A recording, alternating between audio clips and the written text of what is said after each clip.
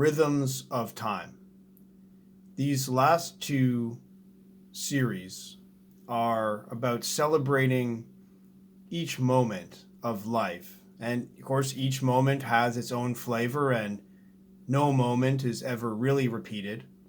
But the cycles of the year and the cycle of the day provide us with these sort of recurring flavors of moments. And I find there's something great about letting these shine and bringing out these special qualities of each moment. Each of these will depend on our own situation in the world. So, depending on what kind of climate we're in, some of them are based on the weather, and that depends on how the seasons are where we live. Some of them are based on our cultural traditions of when we have holidays. But the same idea is there, just with different details, that we can choose to notice all these changes through the yearly cycle and celebrate them. And I just find there's something about it that helps to bring out that appreciation of the moment.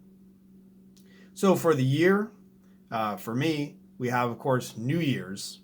The New Year's Day beginning, you have this feeling of freshness.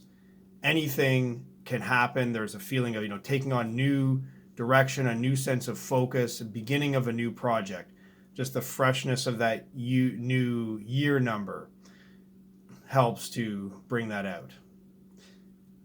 Then there's the sort of feeling of sluggishly actually getting into work after the holiday, that whole returning into the flow of business after the holiday season that sort of takes over in mid-January. February, Groundhog Day, that's when all of that has worn off, all of the New Year shine has worn off, and then it goes into just cold, gray winter, and that's when the challenge sets in of really, are we going to continue our New Year's resolutions, continue the new path, or this is around the time when the weaker of New Year's resolutions die. Then we get on to the spring equinox, and for this year it happened in the middle of the COVID lockdown. So for me, it was a reminder that we can always trust the sun, no matter what's going on under the sun, what's going on in the world and even in the weather, in nature.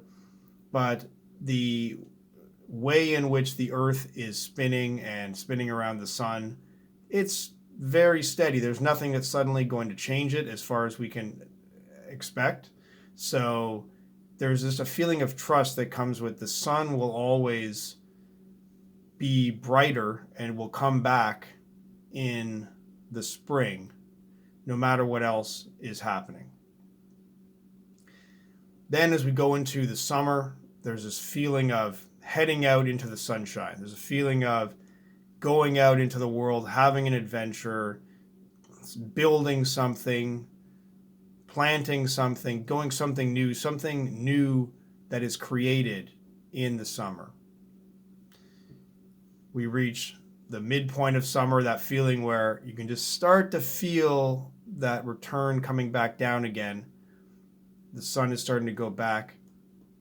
And that, for me, in my climate here in Toronto, is followed by what I think of as the summer siesta, that feeling of heat wave, this July heat where it just makes me sleepy, and I have sort of a period of laziness that kind of sets in. I think of it as the siesta of the year.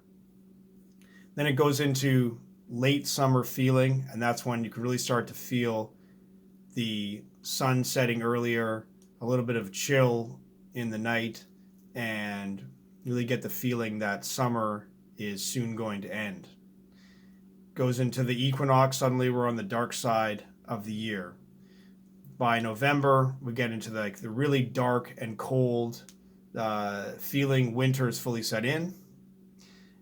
And then get into that winter feeling when everything feels kind of frozen. And finally, December, Christmas, this feeling of coming home for the year. There's a homecoming feeling, and sort of a settling in feeling. And then it's the Christmas and New Year's holidays. So that's the cycle of the year as I see it here. And I also think it's up to each of us that we can create our own calendar, because along with all this, there's all the holidays that are there. There's our personal birthdays, our friends and family birthdays, that, and events that we do every year, and this kind of creates our own personal calendar.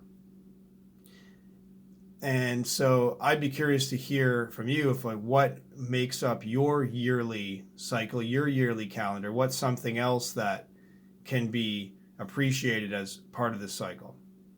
And overall, I just find that by celebrating this year, we can really feel more connected to nature and really appreciate each of these moments as it comes around.